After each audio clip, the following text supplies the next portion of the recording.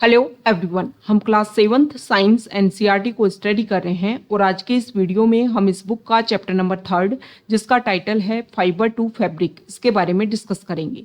तो चलो स्टार्ट करते हैं। चैप्टर को स्टार्ट किया है क्लास 6th साइंस के कुछ बेसिक फैक्ट्स के साथ में कि क्लास 6th में हमने स्टडी किया था कि प्लांट फाइबर को हम किस तरीके से ऑब्टेन करते हैं, और क्लास 7th में हम ये स्टडी करेंगे कि एनिमल फाइबर को हम किस तरीके से ऑब्टेन करते हैं। एनिमल फाइबर की अगर हम बात करें तो एनिमल फाइबर में आते हैं वूल एंड सिल्क। वूल को हम गेन करते हैं सीप, याक या फिर अदर एनिमल जिनके नेम हम इसी चैप्टर में डिस्कस करने वाले हैं। सिल्क फाइबर की अगर हम बात करें तो इसको हम सिल्क मोथ का जो कोकून होता है उससे हम इसको गेन करते हैं। तो अब एक एक करके वूल और सिल्क दोनों से रिलेटेड बेसिक फैक्ट्स को हम डिस्कस कर लेते हैं। सबसे पहले बात करेंगे वूल की। दोनों क्या है, एनिमल फाइबर है। वूल जो है उसको हम सीप, गॉट, याक और अदर एनिमल से लेते हैं। आपने देखा होगा कि वो जानवर, वो एनिमल जिनसे हम वूल लेते हैं उनकी कंप्लीटली बॉडी जो है वो हेयर से कवर होती है। अब ये हेयर इनके लिए क्या करते हैं, तो हेयर जो है वो ए लॉट ऑफ एयर को ट्रैप कर लेते हैं, और जो एयर है, ये इंपॉर्टेंट फैक्ट है कि एयर जो है वो हीट का एक पुअर कंडक्टर है, जिसकी वजह से इनकी बॉडी जो है ऑलवेज वार्म रहती है।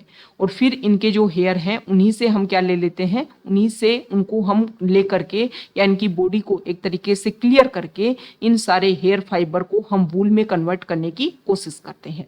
तो बहुत बार जो एनिमल होते हैं उनमें दो तरीके के फाइबर पाए जाते हैं। तो हेयर फाइबर जो बिल्कुल स्किन के पास टच वाला जो पॉइंट होता है वो बिल्कुल सिल्की और स्मूथ एंड सॉफ्ट फाइबर होते हैं, और बहुत सारे जो हैं वो रफ फाइबर भी होते हैं। तो फोकस किया जाता है वूल बनाने के लिए जो सॉफ्ट फाइबर होते हैं उनके लिए। लेकिन कुछ ऐसे एनिमल जैसे सीप में भी कुछ ऐसी स्पीसीज होती हैं जिनमें अगर हम बात करें तो उनके बिल्कुल क्लियरली सॉफ्ट फाइबर होते हैं। तो जब सिर्फ और सिर्फ वूल का प्रोडक्शन करना हो तो स्पेसिफिक इस तरीके की जो सीप होती हैं या जो अदर एनिमल हैं उनके ऊपर फोकस किया जाता है, क्योंकि इनका काम जो है, इनका ऑब्जेक्टिव जो है वो वूल प्रोडक्शन है, और इनके जो हेयर होते हैं वो होते हैं काफ़ी ज़्यादा सॉफ्ट। तो इस तरीके से किसी टारगेट के बेसिस पर जब इस तरीके से सिलेक्ट किया जाए, मान लो सीप को सिलेक्ट किया जा रहा है कि इसके सॉफ्टवेयर है, तो इनके लिए उनको सिलेक्ट करके उनकी जो भी स्पीसीज है उनका जो भी रिप्रोडक्शन प्रोसीजर करवाया जाए, ताकि इस तरीके के और जो है उनके बच्चे पैदा हो सके और जो वूल प्रोडक्शन है वो अच्छे से हो पाए। इस तरीके के प्रोसीजर के लिए टर्म यूज़ की जाती है जिसको बोलते हैं सिलेक्टिव ब्रीडिंग। अब हम बात कर लेते हैं कि सीप के अलावा कौन कौन से एनिमल है जिनसे हम वूल गेन करते हैं। तो पूरे इंडिया में अगर हम देखें तो सीप ही एकमात्र ऐसा एनिमल नहीं है जिससे हम गेन करते हैं वूल। इसके अलावा याक भी है। याक जो है वो कॉमनली तिब्बत और लद्दाख में जो इसकी वूल है वहाँ पर कंप्लीटली मतलब मैक्सिमम ये उस एरिया में रहता है और वहीं से जो है इसकी वूल ली जाती है। इसके अलावा अंगोरा गोट है। अंगोरा गोट जो है वो जम्मू एंड कश्मीर का जो हिली रीजन रहता है वहाँ पर पाई जाती है। इससे भी हम वूल को है गेन करते हैं, जिसको हम मोहेयर के नाम से जानते हैं। Mohair okay. इसके अलावा अगर हम बात करें तो यहाँ पर बताया गया है कि कश्मीरी गोट जो है उसके जो फर होते हैं वो काफ़ी ज़्यादा सॉफ्ट होते हैं, जिनको फाइन सोल बनाने के लिए यूज़ किया जाता है, और इन सोल को बोला जाता है पश्मीना सोल। इसके अलावा कैमल जो होते हैं उनके फर को भी, उनके हेयर को भी यूज़ किया जाता है। लामा और अल्पैको जो साउथ अमेरिका कॉन्टिनेंट में पाई जाते हैं, इनके फर को भी यूज़ किया जाता है वूल बनाने के लिए। तो यहाँ पर हमने डिस्कस किया कि कौन कौन से एनिमल हैं। नाम आपको ध्यान में रखना है, इंपॉर्टेंट आपको ध्यान में रखना है कि अंगोरा गोट जो है वो जम्मू एंड कश्मीर का जो हिली रीजन है वहाँ पर पाया जाता है। लामा और अल्पैको कहाँ पाया जाता है, तो साउथ अमेरिका कॉन्टिनेंट में। ये इस तरीके के जो बेसिक फैक्ट्स हैं ना वो ही आपको ध्यान में रखने हैं। अब यहाँ पर हमने वूल जो है मतलब हेयर फाइबर जो है ले ली। अब उससे वूल किस तरीके से बनाए जाएंगे वो सारा प्रोसीजर यहाँ पर बताया गया है। तो आप इसको इस तरीके से समझिए कि सबसे पहले जो है वो वूल को लिया, मतलब जो हेयर फाइबर है, जानवरों से हेयर फाइबर को लिया गया। यहाँ पर देखिए, हेयर फाइबर को लेने के बाद में उसका होता है शेयरिंग। शेयरिंग में क्या होता है कि उसको एक तरीके से इकट्ठा करने का जो प्रोसीजर है, उसको क्लियरिंग करने का, इसमें फिर स्करिंग होता है। स्करिंग में जो भी एक तरीके से जो गलत होता है, जो खराब पार्ट होता है, उसको निकालने की कोशिश की जाती है।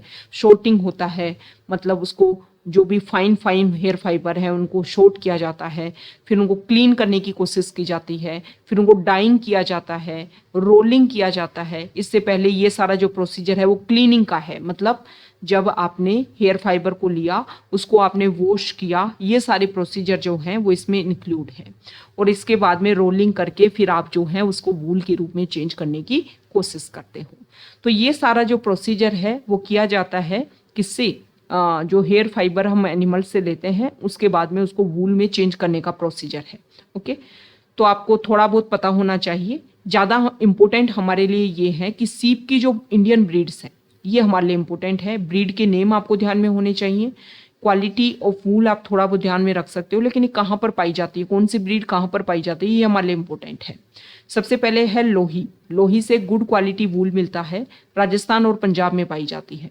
रामपुर बुशायर ब्राउन फ्लीस इससे मिलता है, और उत्तर प्रदेश हिमाचल प्रदेश में मिलती है। नाली कारपेट वूल इससे मिलता है, और राजस्थान हरियाणा पंजाब, मतलब इससे जो वूल मिलता है ना उसका कारपेट बनाने में काम किया जाता है उसका।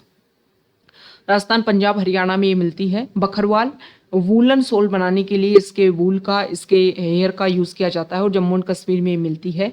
मारवाड़ी कोयर्स वूल गुजरात में, और पाटनवाड़ी जो है वो होजरी के लिए इसके हेयर का यूज़ किया जाता है, और ये गुजरात में मिलती है। तो ये आपको इंडियन ब्रीड्स जो हैं सीप के, ये आपको ध्यान में रखने हैं, इनके नेम आपको ध्यान में रखने हैं। तो ये हमने कर लिया किसके बारे में, हमने बात की वूल के बारे में। वूल का जो कंप्लीट प्रोसीजर है उसको हमने डिस्कस किया।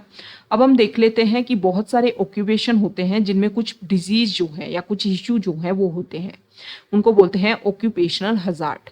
तो वूल इंडस्ट्री में बहुत सारे लोग अपने लाइवलीहुड के लिए जुड़े होते हैं, लेकिन जब क्लियर करने की कोशिश की जाती है वूल को, तो कुछ बैक्टीरिया जिनको एंथ्रेक्स नाम से बोलते हैं, ये जो ब्लड डिजीज जो है उसको एक तरीके से इंक्रीज करते हैं, जिसको शॉर्टर डिजीज के नाम से भी जानते हैं। और इसकी वजह से बहुत सारे रिस्क जो हैं वो इस इंडस्ट्री में इंक्रीज हो जाते हैं, और इस तरीके की जब डिजीज या इशू इंक्रीज होते हैं उनको बोलते हैं ऑक्यूपेशनल हजार्ड। मतलब किसी विशेष इंडस्ट्री में लगने से किसी विशेष तरीके की कोई परेशानी जब होने लग जाती है तो उसको ऑक्यूपेशनल हजार्ड बोल दिया जाता है। अब बात कर लेते हैं हम सिल्क की। देखो, सिल्क फाइबर जो है वो भी एनिमल फाइबर होता है, और silk worm spin the silk fibre, मतलब सिल्क का जो कीड़ा होता है, रेशम कीट जो होता है वो सिल्क फाइबर को बुनता है। तो सिल्क वोम जो है उसको अगर हम सिल्क के लिए ही उसको हम पालें, उसको रियर करें, तो इस प्रोसीजर को बोला जाता है सेरीकल्चर। ये इंपॉर्टेंट है। इसमें क्या होता है कि जो फीमेल सिल्क वोम जो होती है वो यहाँ पर एग्स को लेज करती है।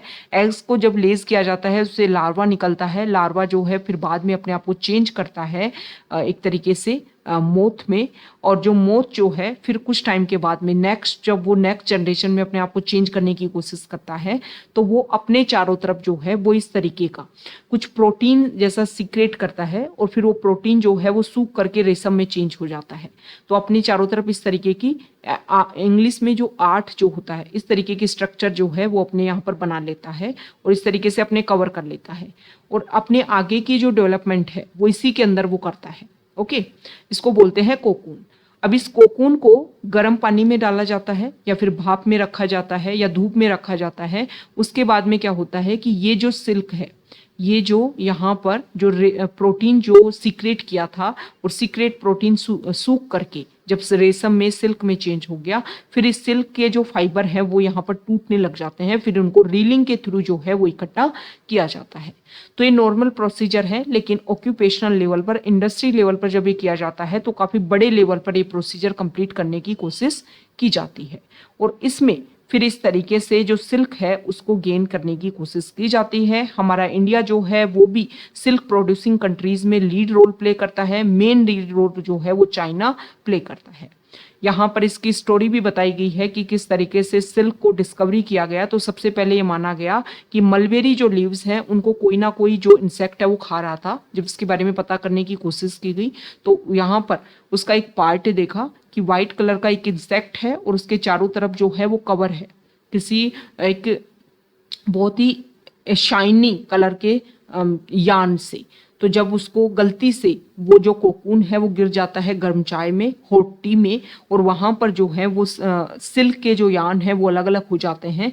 फिर उनको जब कलेक्ट किया जाता है, जब उसके बारे में पता किया जाता है, रिसर्च किया जाता है, तो फिर रेशम की इस तरीके से खोज हुई। चाइना में बनना शुरू हुआ। चाइना ने फिर इसके बाद में काफ़ी लंबे टाइम तक तो इसको अपने आप पर ही दबा करके रखा, किसी को नहीं बताया। फिर अदर कंट्रीज़ में भी जो सिल्क है उसको भेजा गया, और जिस ट्रेड के लिए, कॉमर्स के लिए जिस रूट को यूज़ किया जाता था उसको सिल्क रूट बोला जाता है। ये इंपॉर्टेंट फैक्ट है। और प्रेजेंट टाइम में चाइना इसको रिवाइवल स्टेज में ले जाने की सिल्क रूट को दोबारा से कोशिश कर रही है। तो ये हमने डिस्कस किया कि किस तरीके से आप वूल को, किस तरीके से आप सिल्क को गेन कर सकते हो।